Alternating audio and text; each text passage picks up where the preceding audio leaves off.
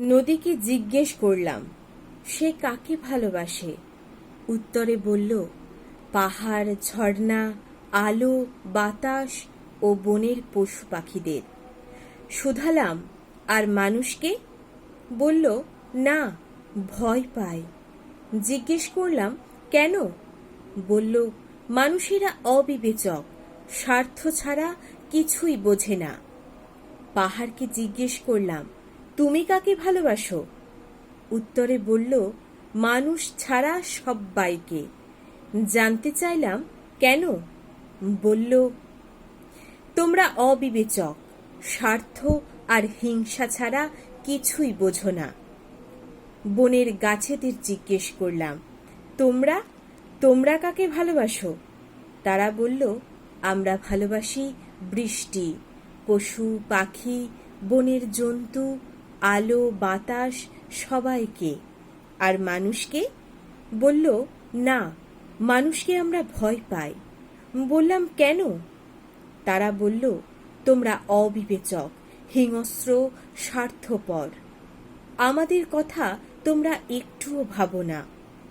এরপর রাস্তাকে জিজ্ঞেস করি, সে কাকে ভালোবাসে?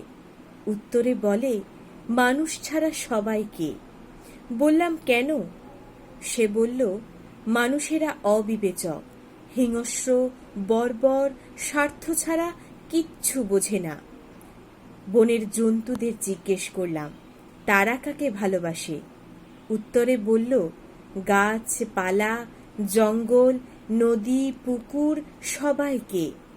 তাহলে নিশ্চয়ই আমাদেরকেও ভালোবাসো? বলল, না, তোমাদের ঘৃণা করি।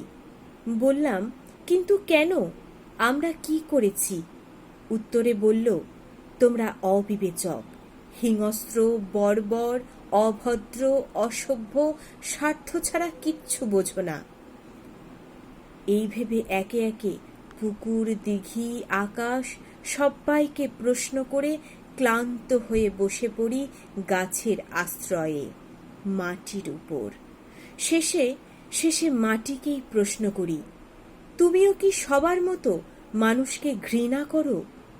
তোমার কাছেও কি মানুষ শুধুই হিংস্র, বর্বর একটা জাতি? সে কি তোমার কাছেও স্বার্থপর? মাটি বলল, শান্ত হও পথিক, তুমি এখন তৃষ্ণার্থ, ক্ষুধার্ত। প্রথমে তৃষ্ণা নিবারণ করো। আর শোনো, আমি সবার সঙ্গে তোমাদের অর্থাৎ মানুষদেরও ভালোবাসি। চরম উৎসাহের সঙ্গে বললাম, সত্যি? বলল, হ্যাঁ, গাছপালা, নদী, পাহাড়, বনের জন্তু সবার মতো তোমাদেরকেও সমান ভালোবাসি।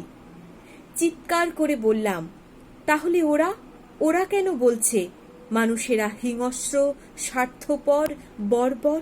ওরা কেন আমাদের ভয় পায়? কেন আমাদের ভালোবাসতে পারে না? তুমি তুমি ওদের বলে দাও, আমরা অমনটি নয়। শান্ত স্বরে মাটি বলল, না, তা নয়, ওরা একদম ঠিক বলেছে। তোমরা মানুষেরা অমনটাই। তোমরা বর্বর, অভদ্র, হিংস্র, স্বার্থপর, সব কিছু। তোমরা শুধু নিজেদের স্বার্থ ছাড়া কিছুই ভাবো না। তাহলে যে বললে তুমি আমাদের ভালোবাসো? মাটি বলল, হ্যাঁ, তবু ভালোবাসি, কিন্তু কেন জানো?